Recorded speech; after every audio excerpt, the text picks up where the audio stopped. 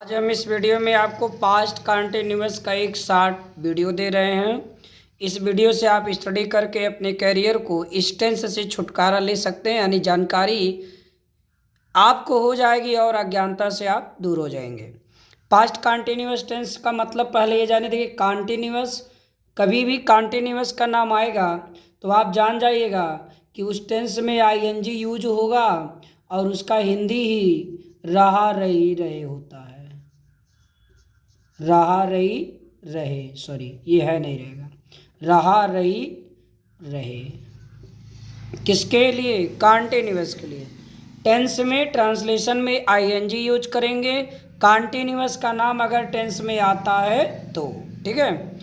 और इसकी हिंदी क्या होती है? रहा रही रहे। अब थोड़ी सी बातें हैं।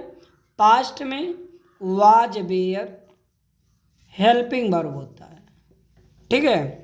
पास्ट कंटिन्यूअस में जो हेल्पिंग वर्ब होगा वो वाज वेयर देगा। टेंस यानी कोई एक्शन जरूर होगा, कोई एक्शन होगा उस सेंटेंस में, कोई कार्य होगा, कोई घटना होगी, ठीक है। अब आप देखेंगे ध्यान से, थोड़ा सा हम पहचान बता देते हैं। जिन हिंदी वाक्यों के अंत में क्रिया के साथ, ये बोलना है क्रिया के साथ रहा रही रहे, और इसमें क्या जुटेगा? वाज का मतलब था और वेयर का मतलब थे। तो जिन हिंदी वाक्यों के अंत में क्रिया के साथ रहा था, रही थी, रहे थे जैसे शब्दांश आते हैं उसे पास्ट कंटिन्यूअस टेंस का वाक्य कहते हैं, ठीक। चलिए, तो सहायक क्रिया वाज वेयर, और क्या जानना होता है? हेल्पिंग वर्ब में यही आ गई। मेन वर्ब आप जानते ही हैं। अब आप पढ़ेंगे अनुवाद करना। जैसे यह आपको पता होगा, आई और एक वचन का कोई भी करता हो, यानी आई एंड सिंगुलर सब्जेक्ट, इसके साथ वाज लगेगा, बाकी से सबके साथ वेयर का यूज होगा। You we they and plural subject, सबके साथ हम लोग क्या यूज करेंगे? वेयर। समझ में आ गया? ठीक है। चलिए आगे हम लोग पढ़ते हैं।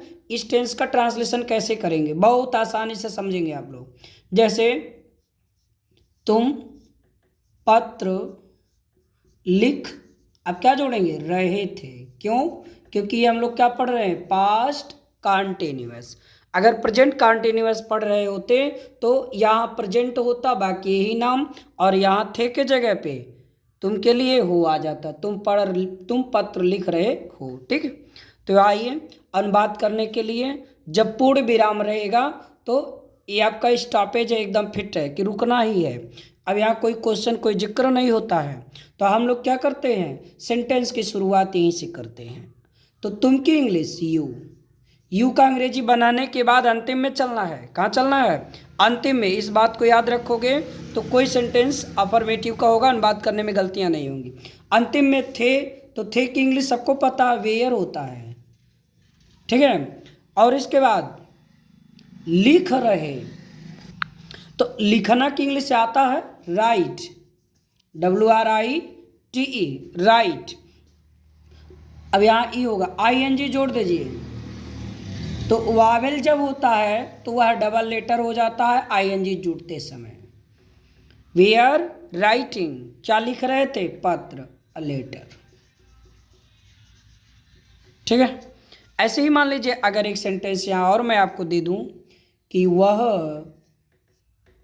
खाना, इसी को कहते हैं भोजन, क्योंकि बच्चे कभी कभी कंफ्यूज हो जाते हैं।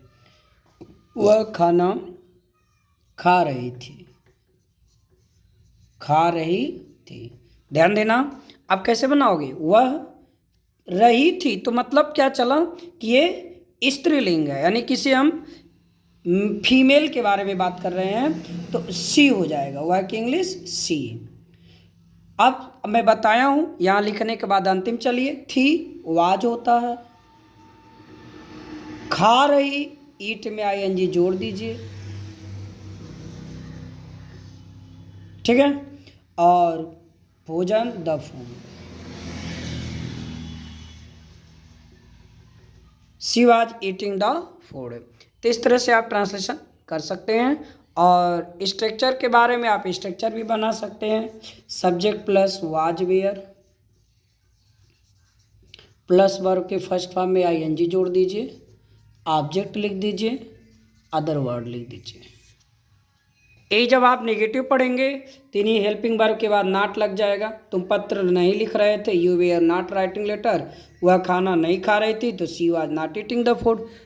ऐसे ही हमारे चैनल पर बहुत से वीडियोज हैं, आप स्टडी करके चैनल पर जुड़ सकते हैं और हमारे वीडियो को लाइक ज़रूर कर दें। धन्यवाद।